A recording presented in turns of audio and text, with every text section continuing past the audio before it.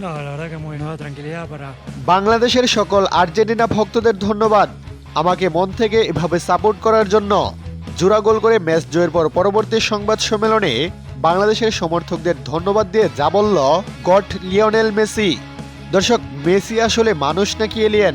একটা মানুষ বুড়ো বয়সে এসেও কিভাবে এত আক্রমণাত্মক ফুটবল খেলতে পারে, কিভাবে একের পর এক গোল প্রতিপক্ষের জালে জড়াতে পারে, হয়তো কোনো মানুষের দ্বারা এটা একটু অসম্ভবই বলা চলে, তবে সেটি মেসির ধারায় সম্ভব। ম্যাচের শুরুটা ছিল হতাশা দিয়ে। শুরুতেই একেবারে সহজ একটি গোলের সুযোগ নষ্ট করলেন লিওনেল মেসি। এতেই চারদিকে হতাশার গুনগুনানি। আর্জেন্টিনা অধিনায়ক পেনাল্টি মিসের পর ভেঙে পড়েছিলেন খানিক সময়ের জন্য। তারপরে ঘুরে দাঁড়ালেন এবং জোড়া গোল করে ইতিহাস গড়ে আর্জেন্টিনাকে নিলেন শেষ ৩২-এ। ২-০ গোলে অস্ট্রিয়াকে হারিয়ে এক ম্যাচ হাতে রেখেই নকআউট নিশ্চিত করে ফেলেছে বিশ্ব চ্যাম্পিয়নরা। শুরুতে পেনাল্টি মিসের পর ম্যাচের ৩৮তম মিনিটেই আর্জেন্টিনাকে উল্লাসে মাতান ফুটবলের মহাতারকা লিওনেল মেসি। বাম দিক থেকে আর্জেন্টিনার আক্রমণের সূত্রপাত করেন মেসি নিজেই।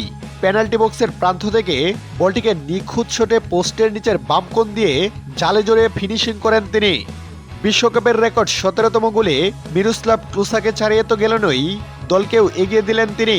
ওই এক গোলে এগিয়ে থেকে বিরতিতে যায় আর্জেন্টিনা। এরপর দ্বিতীয় গোলের জন্য আর্জেন্টিনা অস্ট্রেলিয়ার রক্ষণে একের পর এক চাপ সৃষ্টি করতে থাকে। এরপর অবশ্য দ্বিতীয় গোলটিও পেয়ে যায় আর্জেন্টিনা।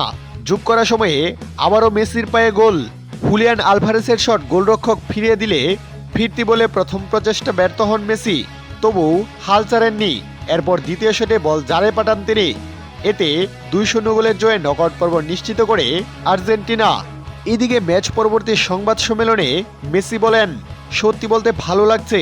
এটা অবিশ্বাস্য অর্জন যে বিশ্বকাপের সেরা গোল স্কোরার হওয়া। এরপর বাংলাদেশি সমর্থকদের ধন্যবাদ জানিয়ে মেসি বলেন, মন থেকে ধন্যবাদ আমাকে এভাবে সাপোর্ট করার জন্যে, ভালোবাসা সবার জন্য। আমি আরও এগিয়ে যেতে চাই।